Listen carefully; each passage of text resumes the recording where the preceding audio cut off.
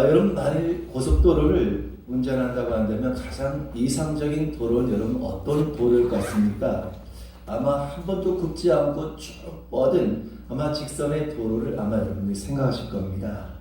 그런데 전문가들은 3분에서 5분 정도 간격을 통해서 한 번씩 완만한 곡선을 가지고 있는 그런 도로가 가장 이상적인 도로다라고 이야기합니다. 우리 생각에 쭉 그냥 뻗기만 하면 좋을 것 같은데 왜 한 번씩 이렇게 굽은 도로가 있으면 좋을까? 그래야지 운전자들이 긴장을 늦추지 않고 계속해서 운전에 집중해서 운전을 할 수 있기 때문이라는 것입니다. 여러분 마찬가지로 하나님께서는 우리의 삶을 날마다 그저 늘 평탄하게만은 하지 않으셨다는 것입니다. 만약 우리가 늘 평탄하게만 한다고 한다면 어떻게 되겠습니까? 아마도 그렇게 된다고 한다면 사람들은 안일하거나 혹은 교만하여서 하나님을 너무나 쉽게 잊어버릴 수 있기 때문인 것입니다. 우리가 이스라엘의 역사를 보게 되면 이스라엘에 참 많은 고난들이 있었다는 것을 알 수 있습니다. 하지만 이와 같이 많은 고난이 있었음에도 불구하고 지금의 이스라엘은 어떤 모습입니까? 세계에서 가장 힘 있는 그런 나라 가운데 하나가 되었다는 것입니다. 세계의 경제를 또 세계의 어떤 군사를 좌지우지하는 그런 강력한 나라가 된 것입니다. 근데 어떻게 이런 강대국이 될 수 있는가? 그 배후에는 수많은 그런 고난과 환란이 이스라엘을 약하고 힘없이 만든 것이 아니라 오히려 더욱더 강하고 번성하게 되는 원동력이 되었다는 것입니다. 여러분처럼 하나님께서 우리 인생의 때로는 여러 가지 크고 작은 굴곡을 주신 또 결국은 우리를 하나님께서 사랑하시기 때문이라는 사실을 믿으시길 바랍니다. 우리가 함께 오신 본문에서도 미가 선지자를 통하여서 하나님 앞에 범죄했던 유다 백성들이 대적들을 통하여서 이제 어떤 고난을 겪게 될 것이며 또 이를 통하여서 이들이 어떻게 대처할 것이며 또 그 결과 어떠한 승리와 복을 얻게 될 것인가에 관해서 미가 선지자를 통하여서 주신 말씀이다라고 할 수 있습니다. 여러분 아이들이 가지고 노는 장난감 가운데 오뚜기라고 하는 것을 아마 아실 것입니다. 근데 여러분 이 장난감은 어떻습니까? 아무리 쓰러뜨리고 아무리 넘어뜨려도 다시 일어서는 그러한 특징을 가지고 있다는 것입니다. 근데 여러분 하나님께서 미가 선지자를 통하여서 지금 이스라엘 백성에게 주신 말씀이 바로 이와 같다는 것입니다. 그 말씀이 오늘 본문의 말씀인데요. 우리 오늘 본문의 8절의 말씀을 같이 먼저 읽어보겠습니다. 시작. 나의 대적이여 나로 말미암아 기뻐하지 말지어다. 나는 엎드러질지라도 일어날 것이요 어두운 데 앉았을지라도 여호와께서 나의 빛이 되실 것이니로다. 아멘. 여러분 여기서 대적이라고 하는 것은 역사적으로 본다고 한다면 바로 이스라엘을 멸망시킨 바로 이 바벨론을 뜻한다라고 할 수 있겠는데요. 바로 엎드러지고 어두운 가운데 앉는다라고 하는 것은 이제 유다가 바벨론에 의해서 멸망을 당하게 되고 그로 말미암아서 절망 가운데 놓여 있는 상태를 뜻한다라고 할 수 있는 것입니다. 바벨론은 이스라엘을 멸망시키고 그로 인해서 정복의 기쁨을 누리고 이스라엘 백성을 향하여서 조롱하겠지만 하나님께서는 이스라엘 백성들과 함께 하신다는 것입니다. 그러므로 어두운 가운데 있다 할지라도 빛이 되어주시고 회복이 불가능하여서 도저히 일어날 수 없는 것만 같은 그런 형편과 상황 가운데 있다 할지라도 하나님께서 다시금 그들을 일으켜 주실 것이며 반드시 회복시켜 주실 것이다 라고 하시는 약속의 말씀인 줄로 믿으시길 바랍니다. 여러분 이것은 우리 인생도 이와 같아서 늘 우리도 넘어지고 쓰러지고 엎드러질 때가 있더라는 것입니다. 근데 여러분 그 이유가 무엇일까? 사실 우리가 넘어지고 쓰러지고 엎드러지는 것에는 그 이유가 있다는 것입니다. 베드로전서 2장 8절의 말씀을 우리 같이 한번 읽겠습니다. 시작. 또한 부딪히는 돌과 걸려 넘어지게 하는 바위가 되었다 하였느니라. 빌린 말씀을 순종하지 아니함으로 넘어지다니 이는 그를 이렇게 정하신 것이라. 아멘. 여러분 사실 우리가 넘어질 때 사람이 그냥 넘어지는 일은 거의 없다라는 것입니다. 괜히 길을 잘 가다가 넘어지는 일은 없다는 것입니다. 넘어진다고 한다면 거기에 분명한 이유가 있는 것입니다. 여러분, 예를 들어서 내가 길을 가다가 돌이 그 앞을 가로막고 있다고 한다면 당연히 피해서 가야 되지 않겠습니까? 근데 그것을 보지 못하고 정신을 놓고 있다가 그 돌에 걸려서 넘어지게 되는 것입니다. 또 다른 곳을 보고 있다든지 딴 생각을 하고 있든지 그러다 보면 걷는 중에 얼마든지 돌에 걸려서 넘어지게 되는 것입니다. 이처럼 여러분, 사람이 넘어질 때에는 그만한 이유가 있기 때문인데 결국 그 대부분의 이유는 무엇 때문이라고요? 자기 자신에게, 바로 자기 자신에게 그 원인이 있다는 것입니다. 정신을 차리고 눈을 똑바로 뜨고 하는 곳을 보면서 피할 것은 피해갈 수 있고 넘을 것은 넘을 수 있다고 한다면, 건널 것은 건널 수 있다고 한다면 넘어지지 않음에도 불구하고 엉뚱한 데 마음을 두고 다른 생각을 하고 그러다 보니까 결국 넘어지게 된 것입니다. 여러분, 이것은 마치 우리가 이 땅을 살아가면서 세상의 정신을 팔고 내 욕심의 정신을 팔고 그 유혹을 이기지 못하고 그 유혹이 끌려가다가 그로 말미암아서 넘어지는 것과 같다라고 할 수 있는 것입니다. 여러분, 우리 눈과 우리의 마음을 빼앗는 것들이 세상 주변에 얼마나 많이 있습니까? 지금도 사탄은 집요하게 함정을 파놓고 우리를 넘어뜨리기 위해서 기회를 엿보고 있다는 사실을 우리는 결코 잊지 말아야 하는 것입니다. 그런데 이스라엘 백성이 바로 이와 같았던 것입니다. 우리가 계속해서 새벽 시간에 지금 사사기의 말씀을 함께 나누고 있는데요. 여러분, 이 사사기의 말씀을 보게 되면 이스라엘 백성들이 하나님의 구원을 얻고서도 또다시 하나님 앞에 죄를 범하고 넘어지는 것이 반복되어지는 것이 바로 사사기의 역사였던 것입니다. 하나님께 잘못했다고 회개하면 하나님께서 오늘 그들에게 구원할 사사를 보내시고 그 사사를 통해서 이스라엘 백성이 구원을 얻고 평안을 얻으면 또 얼마 지나지 않아서 또다시 우상에 빠지고 또다시 하나님께 범죄함을 통하여서 하나님께서 그들을 또다시 이방의 손에 붙이시고 그를 통하여서 압제와 고통 가운데 있을 때 하나님께 다시금 그들이 회개하며 부르시면 또 하나님께서 그들을 용서하시고 사사를 통하여서 구원하시고 또다시 그 이스라엘 백성들이 범죄하고 계속해서 반복하였던 것이 사사기의 역사였던 것입니다.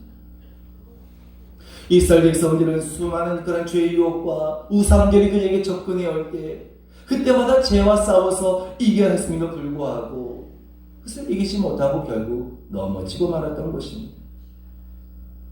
여러분, 그의 넘어짐을 누구를 탓할 수 있겠습니까? 누구 때문이 아니라 결국 자기 자신들의 문제였던 것입니다.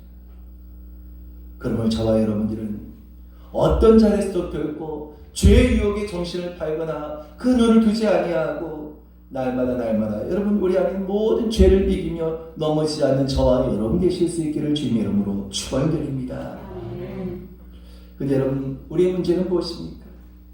우리가 이 사실을 모르는 분들은 사실 아무도 없다는 것입니다. 알면서 사실 우리가 알고 있음에도 불구하고 넘어질 때가 너무나 많다는 것입니다. 결국 우리 안에 있는 연약함이 알면서도 우리로 하여금 넘어지고 쓰러지고 엎어지게 하려는 것입니다.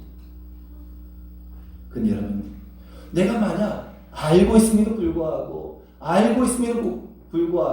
만약 그것에 속아 넘어간다고 한다면, 알면서도 내가 쓰러진다고 한다면, 알면서도 내가 당한다고 한다면 그보다 더 억울한 일이 어디 있겠습니까? 예전에 여러분 참 코로나 때문에 요즘에는 해외여행이라고 하는 것이 참 요즘에는 정말 예전에 그런 추억은 남지 않습니까? 근데 여러분, 예전에 여러분 기억하시겠지만 해외여행 가면은 많은 분들이 뭐 쇼핑을 하면서 또 연세 드신 분들이 또 여행하면은 절대 거기 가서 뭐 판 거 이거 좋다고 해서 절대 사오지 말라고 신신당부를 해도 어떻습니까? 꼭 나중에 갔다 오실 때 보면 두 손에 막 무겁게 뭐 잔뜩 사갖고 사지 말라고 꼭 사고 오지 않습니까? 그 쓸만한 게 사실 하나도 없음에도 불구하고 알면서도 그렇게 또 두 손을 무겁게 해서 사가지고 오는 그런 일들을 가끔 많이 경험하지 않습니까? 알면서도 속고 알면서도 당할 때가 참 많다는 것입니다. 여러분 수험생도 그렇지 않습니까? 시험에서 아는 문제를 틀리게 되었을 때, 아는 것을 틀리게 되었을 때만큼 억울한 일도 없다라는 것입니다. 여러분, 우리 그리스도인들 마찬가지입니다. 그것이 유혹이고 그것이 하나님께서 싫어하신 일이라는 것을 알면서도 불구하고 그것에 넘어지고 그것에 속게 되어질 때 그보다도 더 억울한 일은 아마 없을 것입니다. 예전에 극동방송을 듣던 중에 그 중보기도를 하는 그런 프로가 있습니다. 그때 어떤 자매가 전화로 연결되어서요, 자신의 기도의 제목을 요청하는 내용을 듣게 되었는데요. 어떤 내용인가 하면 이 자매가 결혼을 하기 전에 절대 자신은 불신자와 결혼을 하지 않겠다라고 다짐했지만 그만 불신자와 결혼을 하고 말았다는 것입니다. 주변에서 결혼을 만류했지만 그때는 귀에 도무지 들어오지 않더라는 것입니다. 내가 얼마든지 남편을 변화시키고 시집을 구원시키려고 하는 그런 자신감을 가지고 결혼을 했는데 시간이 지나면서 가정의 구원을 고사하고 자신의 신앙도 지키지 못하는 가운데 정말 하루하루가 너무나 권고한 삶이라면서 기도를 부탁하는 그런 일을 들었습니다. 물론 실제로 불신 남편과 또 그 불신의 가정이 병화되는 그런 일들도 있지만 모르는 사람들은 그냥 쉽게 되었다라고 생각할지 모르지만 그 과정이 얼마나 힘든 일인지, 그 과정이 얼마나 힘든 것인지는 겪어본 분들만 아시는 것입니다. 그런데 이렇게 알면서도 그것을 간과하다가 땅을 치면서 후회하는 분들이 사실 의외로 너무나 많다는 것입니다. 알고서도 넘어지는 일들이 다반사라는 것입니다. 하지만 여러분, 그럼에도 불구하고 우리 하나님은 어떤 분이십니까? 내가 넘어졌으니 이제 끝이다. 내가 넘어졌으니 이제 다 끝이다. 이와 같이 하지 아니하시고 그럼에도 우리의 연약함을 다 아시고 우리를 긍휼히 여겨주시고 다시 일으켜 세워주신 분이라는 것입니다. 할렐루야. 여러분, 이것이 바로 하나님의 은혜이자 하나님의 사랑인 줄로 믿으시길 바랍니다. 그러므로 우리에게 필요한 것은 무엇입니까? 하나님께서 우리를 다시금 일으켜 세우실 때 비록 우리가 넘어짐이 있다 할지라도, 비록 우리가 엎드러졌다 할지라도 마치 오뚜기처럼 하나님을 끝까지 바라며 다시금 일어나는 자들이 되어야 한다는 것입니다. 그리고 이러한 자들에게 하나님께 주신 말씀이 무엇입니까? 우리 한번 시편 37편 24절의 말씀을 읽겠습니다. 시작. 그는 넘어지나 아주 엎드러지지 아니하는 여호와께서 그의 손으로 붙드심이로다. 아멘. 여러분, 우리에게는 아무리 엎드러짐이 있다 할지라도, 우리가 아무리 쓰러짐이 있다 할지라도 그것은 영원한 엎드러짐, 그것은 영원한 쓰러짐이 아니라 반드시 우리가 일어나게 되면 하나님께서 우리를 붙잡아 주시고 하나님께서 다시금 우리를 세워주시기 때문인 줄로 믿으시길 바랍니다. 누구나 넘어질 수 있습니다. 누구나 엎드러질 수 있습니다. 그보다 더 중요한 사실은 우리는 다시금 오뚜기처럼 다시금 일어서야 한다는 것입니다. 비록 세상 사람이 보기에는 쓰러지고 엎드러진 것 같지만 결코 우린 영원히 쓰러지고 결코 영원히 우린 엎드러짐이 아닌 것입니다. 반드시 다시금 일어나게 될 것입니다. 반드시 회복되게 될 것입니다. 반드시 다시금 살아나게 될 것입니다. 하나님께서 내가 아무리 깊은 곳에 쓰러지다 할지라도 우리의 손을 붙잡아 주시고 우리를 일으켜 세워주신 분이시기 때문인 것입니다. 여러분, 지금 이 자리에도 내 삶이 쓰러지고 내 삶이 무너진 분들이 계시지 않습니까? 세상으로 인해서, 물질로 인해서, 사람으로 인해서, 이러한 저런 일로 인하여서 쓰러지고 무너진 분들이 계시지 않습니까? 오늘 시간 하나님께서 저와 여러분들 붙들어 주시고 다시금 저와 여러분들 일으켜 세워주실 줄로 믿으시기를 주님의 이름으로 축원드립니다. 아멘. 오늘 그래서 하나님께서 미가 3절 통하여서 오늘 8절 후반절에요 어떤 말씀이셨습니까? 내가 어두운 데 앉을지라도 여호와께서 나의 빛이 되실 것이니로다 라고 하십니다. 여러분, 여기서 어두운 곳이란 악인들이 행하는 길을 뜻하는 것이라고 할 수 있겠는데요, 문자적으로 말 그대로 원수 마귀들의 처소를 뜻하는 것입니다. 하나님의 심판의 날 뜻하는 것이기도 하시며 또한 죽음의 그늘진 곳을 뜻하기도 하는 것입니다. 하지만 여러분, 이렇게 아무리 캄캄하고 이렇게 아무런 소망이 없는 곳에 내가 떨어지고 내가 그 자리에 있다 할지라도 그곳에서 내가 하나님을 바랄 때, 하나님께서 다시 우리를 일으켜주시고 세우심을 바랄 때, 그 하나님께서 나의 빛이 되어심으로 말미암아서 다시금 우리는 일어설 수 있게 된다는 것입니다. 여러분, 얼마나 놀라운 약속의 말씀입니까? 우리가 잘 아는 어메이징 그레이스, 나 같은 죄인 살리신, 여러분, 우리가 너무나 잘 아는 찬송이지 않습니까? 근데 여러분, 이 찬송을 누가 지었느냐? 바로 존 뉴턴이라고 하는 목사님이 우리 찬송을 지게 되는데요, 이분이 어떤 분이었는가? 그가 11살 때 그 아버지가 그 선장이었는데요, 그 배는 어떤 배였는가 하면 과거에 아프리카 흑인들을 노예로 파는 그런 노예선이었습니다. 그래서 이 존 뉴턴도요, 11살 때부터 아버지 그 노예선에서 배를 타게 되었는데, 그래서 후에는 그도 선장이 되어서 수많은 흑인들을 잡아다가 노예로 파는 그런 일을 하게 됐던 것입니다. 그런 그가 29살이 되었을 때 그가 탄 배가 큰 폭풍우를 만나게 됩니다. 배가 침몰 직전까지 간 그 위기 가운데 놓이게 되었을 때, 그는 그곳에서 두려움과 절박한 가운데 하나님을 찾으며 하나님께 기도합니다. 하나님, 만일 저를 이 폭풍우 가운데서 살려주신다고 한다면 지금의 모든 생활을 청산하고 변화되어서 하나님의 종이 되겠습니다. 그렇게 여러분, 그는 그 폭풍 가운데서, 죽음의 위기 가운데서 그는 자신의 죄를 진심으로 뉘우치고 하나님 앞에 엎드려 회개하였던 것입니다. 그리고 마침내 그의 간구대로 하나님께서는 그로 하여금 폭풍우를 지나게 하시고 그가 살게 되었을 때, 그는 이제 과거의 모든 삶을 청산하고 그날을 자신의 영적인 출생일로 정합니다. 그리고 그는 이후에 노예 제도를 강력하게 반대할 뿐만 아니라 사제로 그는 안수를 받고 평생 그는 아프리카의 노예를 생각하면서 신발을 신지 않고 맨발로 다녔다고 합니다.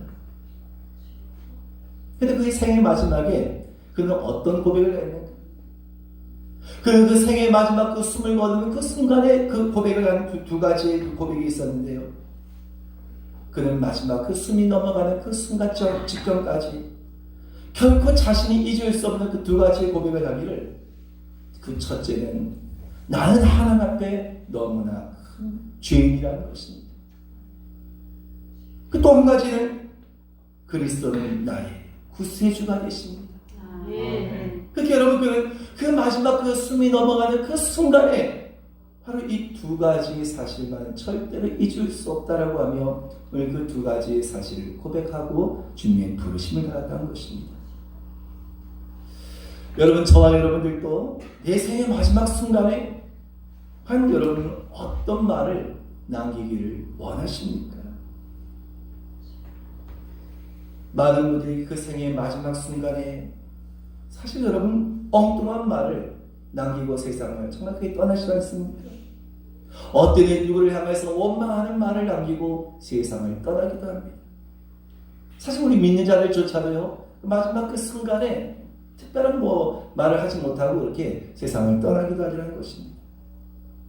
하지만 여러분, 우리가 마지막 그 순간에 내가 정말 앞에 얼마나 크나큰 죄인이며, 그리고 그 예수 그리스도만이 나의 유일한 구세주가 되심을 고백할 수 있다고 한다면 그 삶이야말로 얼마나 복된 삶이 될 수 있겠냐는 것입니다. 얼마나는 오늘 저와 여러분도 내 생의 마지막 그 순간에 정말 주님 앞에 이와 같은 아름다운 고백을 드릴 수 있게 되시기를 주님의 이름으로 축원을 드립니다.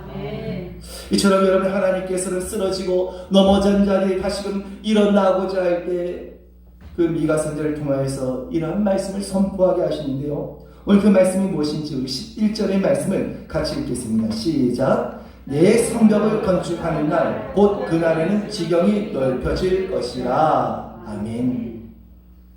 여러분, 여기서 지경이 넓혀진다라고 하는 것은 축복을 뜻하는 것이다 라고 할 수 있겠는데요. 다시 말해서 그 삶의 터전이 더욱더 확장되어진다라고 하는 그런 의미가 한 것입니다. 영토가 확장되어지고 오늘 그 삶의 시간이 더욱더 연장되어진다라는 것입니다. 나아가서 오늘 이사야서 54장 2절과 3절의 말씀을 같이 볼 텐데요. 같이 읽겠습니다. 시작. 내 장막들을 넓히며 내 처소의 기간을 아끼지 말고 널리 펴되 너의 줄을 길게 하며 너의 말뚝을 견고히 할지어다. 이는 내가 좌우로 퍼지며 내 자손 열방을 얻으며 황폐한 성읍들을 사람 살 곳이 되게 할 것입니다. 아멘. 여러분, 저는 하나님께서 그냥 일으켜주시고 그냥 빛을 비추어신 것으로만 끝나는 것이 아니라 어떻게까지 해주시겠다고 했습니까? 그 지경까지를 더욱더 넓혀주시겠다라고 약속하고 계시다는 것입니다. 그런데 여러분, 그 하나님께서 이처럼 우리를 다시금 그 지경을 넓혀주시겠다라고 약속하셨는데, 여러분, 우리가 그 지경이 넓혀진 역사가 무엇을 할 때, 언제 이와 같은 역사가 일어나느냐 하는 것입니다. 우리가 함께 보신 11절의 말씀과도 같이 그때가 언제라고 했습니까? 바로 내 성벽을 건축하는 날이다 라고 말씀하고 있다는 것입니다. 할렐루야. 여러분, 이스라엘 백성들이 바벨론의 포로 생활 속에서 그들이 70년 만에 다시 돌아오게 되었을 때 그들 앞에는 커다란 과제가 놓여 있었습니다. 그것이 무엇이었습니까? 바로 무너진 성벽을 다시금 건축하는 것이었습니다. 황폐해져버리고 무너져버린 그 성벽을 건축하는 것이 그 어떤 일보다 우선이었던 것입니다. 그리고 여러분, 이 일을 시작하게 될 때 하나님께서 너희가 그 성벽을 다시 건축할 때, 그 무너진 것을 다시 일으켜 세우고자 할 때 그날의 내 지경을 넓혀주시겠다라고 하신 약속의 말씀인 것입니다. 여러분, 그날은 말 그대로 문자로 온다고 한다면 실제로 이스라엘 백성들이 다시금 포로 생활을 마치고 돌아와서 무너진 성벽을 재건하는 것을 뜻하기도 하지만, 이 말씀의 실제적인 의미는 무엇입니까? 바로 예수 그리스도께서 오실 때를 뜻하는 것이다 라고 하시는 것입니다. 바로 예수 그리스도께서 우리 안에 오실 때 우리의 삶이, 우리의 가정이, 우리의 기업이, 우리의 공동체가, 나아가 이 나라와 이 민족의 지경이 넓혀지게 될 것이라고 하시는 하나님의 약속의 말씀인 줄로 믿으시길 바랍니다. 그럼 여러분, 저와 여러분들은 바로 이 사명을 가지고 우리 무너진 성벽을 다시금 건축해 세워야 한다는 것입니다. 그래야 할 때 우리는 다시금 넘어지지 않으며 어두운 가운데 갇히지 않을 것입니다. 사명의 권세가 결코 우리를 둘러싸지 못하게 될 것입니다. 여러분, 오늘 다시금 무너진 삶에서, 다시금 넘어지고 엎드릴 삶에서 일어나기를 원하십니까? 믿음의 회복을 원하십니까? 하나님의 복을 얻게 하십니까? 그렇다고 한다면 먼저는 성벽을 세우시길 바랍니다. 여러분, 이 성벽은 우리의 신앙의 벽이자 우리의 믿음의 벽이라고 할 수 있는 것입니다. 그래서 우리가 이 성벽을 다시금 세워서, 튼튼하게 이 성벽을 다시금 세워서 다시금 외부의 적이, 다시금 외부의 악한 것들이 우리를 공격해오지 못하도록 나아가야 한다는 것입니다. 여러분, 그렇다고 한다면 우리가 할 수 있는, 우리가 해야 할 이 성벽을 건축하는 일, 우리가 이 성벽을 든든하게 세우는 일에는 어떤 일이 있겠습니까? 여러 가지가 있겠지만 그 가운데 가장 첫 번째는 우리가 더욱더 주님을 온전히 예배하며 주의를 성수하는 것이다 라고 할 수 있는 것입니다. 여러분, 우리가 주의 성수만큼 우리 신앙의 벽을 든든하게 세우는 것도 없는 것입니다. 아무리 코로나 때문이라 할지라도, 아무리 이런저런 일을 할지라도, 내가 주일은 어떤 일이 할지라도 반드시 지킨다라고 하는 각오를 가지시길 바랍니다. 근데 어느 때부터인가 점점 여러분, 우리 마음속에 이와 같은 생각들이 무너져가고 있다는 것입니다. 무너져가고 있음에도 불구하고 이것을 그냥 스스로 어쩔 수 없다라는 그런 생각으로 합리화하고 있다는 것입니다. 여러분, 어떤 상황과 어떤 때라 할지라도 여러분은 하나님을 기억하시고 내가 있는 자리에서 하나님께 최상의 여러분 예배를 드리며 하나님의 거룩한 날을 지킬 수 있는 저와 여러분 되시길 바랍니다. 이것이 바로 우리 신앙의 가장 기초가 되어진 일이기 때문인 것입니다. 그럼 여러분 어떤 자리에 있든지 온전히 하나님께서 정하신 이 주일을 성수함을 통하여서 이 성벽을 더욱더 견고하게 세우신 저와 여러분 되실 수 있기를 주님 이름으로 축원드립니다. 두 번째로 우리가 성벽을 튼튼하게 세우는 일에는 어떤 일이 있겠습니까? 우리 말씀과 기도를 결코 멈추지 말아야 한다는 것입니다. 여러분 말씀 생활이 무너지고 기도가 여러분 무너지고 있지 않습니까? 그러면 우리 모든 신앙이 한순간에 나도 모르게 무너질 수밖에 없는 것입니다. 그럼 우리는 다시 한 번 더 지금 나는 말씀 생활을 잘하고 있는지, 나는 지금 기도 생활을 잘하고 있는지 다시금 나의 상태를 진단하고 다시금 우리는 이 무너진 성벽을 세워야 한다는 것입니다. 이것이 우리의 신앙을 더욱더 든든하게 하며 더욱더 견고하게 세우는 기둥이 될 줄로 믿으시기를 주님의 이름으로 축원드립니다. 세 번째 우리가 성벽을 든든하게 세운 일은 어떤 일이 있을까요? 더욱더 주님 앞에 온전한 헌금 생활을 해야 한다는 것입니다. 여러분 우리는 모든 것이 하나님께로부터 주었다는 사실을 늘 잊지 않고 날마다 우리가 하나님께 주신 것을 통하여서 다시금 주님께 돌려드리는 우리의 신앙의 고백이 있어야 한다는 것입니다. 그러시면 더욱더 우리에게 하나님께서 주신 그 풍성하신 은혜를 경험하게 되며 우리 안에 더욱더 많은 감사를 고백하게 되는 것입니다. 여러분 지금의 나의 삶 속에서 온전히 하나님께 드리는 헌금의 생활이 무너져가고 있지 않습니까? 다시금 우리 그 무너진 성벽을 온전하게 또 튼튼하게 세우신 저와 여러분 되실 수 있기를 축원드립니다. 여러분처럼 우리가 다시금 무너진 그 성벽을 다시금 세우고 다시금 그 성벽을 건축하고자 할 때 하나님의 약속이 무엇입니까? 바로 그 지경을 넓혀 주실 것을 약속하고 계시다는 것입니다. 그럼 여러분 우리 무엇보다는 내 육신의 장막을 넓히는 일에 우선인 것보다는 내 영적인 지경을 넓히는 데 더욱더 우선순위를 두어야 할 것입니다. 그리할 때 하나님께서는 우리가 무엇을 해야 할지를 알려주시고 그 일을 통하여서 하나님의 놀라우신 은혜와 복을 반드시 베풀어 주실 것입니다. 이러한 삶은 반드시 하나님께서 잘 될 수밖에 없도록 하실 것입니다. 이러한 삶은 반드시 하나님께서 승리하도록 하게 하실 것입니다. 왜입니까? 오늘 하나님께서는 친히 우리에게 이와 같이 말씀을 통하여서 약속하셨기 때문인 것입니다. 오늘 여러분 하나님께서 미가 선지자를 통하여서 하나님께서 다시 회복하여 주시고 하나님께서 다시 그들을 일으켜 세우시는 과정으로 무엇보다도 그들이 해야 할 것은 다시금 무너진 하나님의 성벽을 다시금 일으켜 세우는 것임을 말씀하고 계신 것처럼 오늘 저와 여러분 모두 오늘 이 말씀과도 같이 과연 나에게 지금 무너져 있는 나의 성벽이 무엇인가를 돌아보시고 다시금 그 성벽을 여러분 쌓으시길 바랍니다. 그래 반드시 하나님께서 우리에게 놀라우신 그런 역사와 그 회복의 은혜를 베풀어 주실 줄로 믿으시기를 주님의 이름으로 축원을 드립니다. 기도하겠습니다.